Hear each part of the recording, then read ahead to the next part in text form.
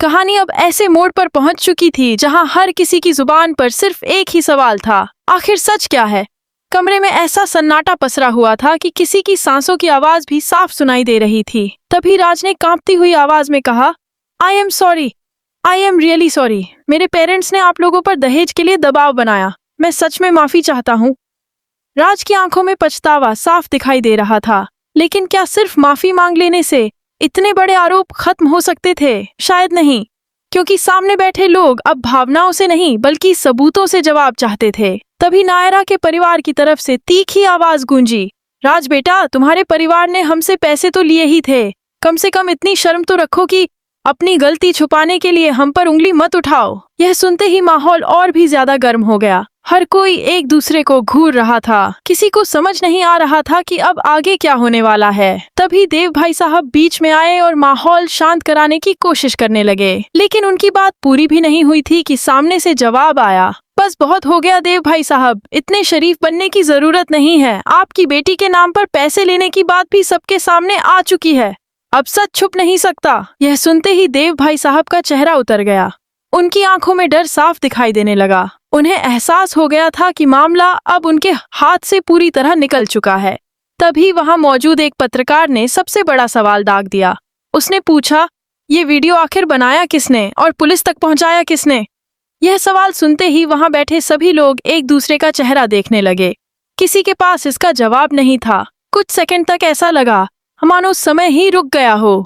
तभी पत्रकार ने दोबारा पूछा, सर, आपने अभी तक जवाब नहीं दिया, आखिर वीडियो पुलिस तक पहुंचा कैसे? लेकिन इस बार भी सामने बैठे लोगों के पास कोई जवाब नहीं था। उनकी खामोशी बहुत कुछ बयां कर रही थी। इसी बीच नायरा की मां की आंखों में आंसू आ गए। उन्होंने कांपती आवाज में पूछा, क्या मेरी बेटी को कभी इंसाफ मिलेगा? यह सवाल सुनकर वहां मौजूद हर शख्स भावुक हो गया। तभी मंजू आंटी आगे आईं और उन्होंने भरोसा दिलाते हुए कहा, अगर नायरा एफआईआर दर्ज कराने के लिए तैयार है तो उसे जरूर न्याय मिलेगा। कानून सबके लिए बराबर है। मंजू आंटी की बात सुनकर नायरा के चेहरे पर पहली बार उम्मीद की एक हल्की सी किरण दिखाई दी। लेकिन कहानी अभी खत्म नहीं हुई थी, क्योंकि असली तूफान तो अब आने वाला था। मंजू आंटी ने आगे कहा, अब कानून के मुताबिक इन सभी लोगों के खिलाफ केस दर्ज होगा। जो भी दोषी होगा उसे सजा जरूर मिलेगी। यह सुनते ही टंडन परिवार के सभी सदस्यों के चेहरों का रंग उड़ गया। किसी को समझ नहीं आ रहा था कि अब बचने का रास्ता क्या होगा। तभी अचानक किसी ने इधर उधर देखा और घबराकर पूछा, अरे आरंभ कहाँ है?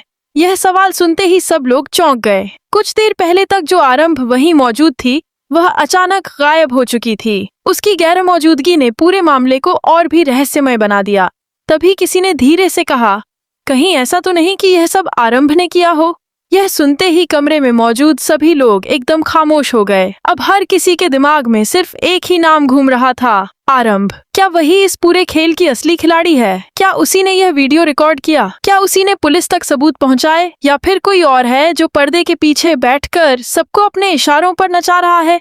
इन सवालों के जवाब अभी किसी के पास नहीं थे, लेकिन इतना तय था कि अब यह मामला सिर्फ दहेज का नहीं रह गया था। इसके पीछे कोई बहुत बड़ी साजिश छिपी हुई थी और आने वाले हर पल के साथ यह राज और भी गहरा होता जा रहा था। अगले भाग में कहानी ऐसा मोड़ लेगी जहां एक नया खुलासा पूरे मामले की दिशा ही बदल देगा। आखिर आरंभ कहां गई? क्या वही इस रहस्यमयी वीडियो की असली सच्चाई जानती है, या फिर पुलिस के हाथ कोई ऐसा सबूत लगने वाला है जिससे पूरा टंडन परिवार मुश्किल में पड़ जाएगा? इन सभी सवालों का जवाब कहानी के अगले भाग में मिलेगा।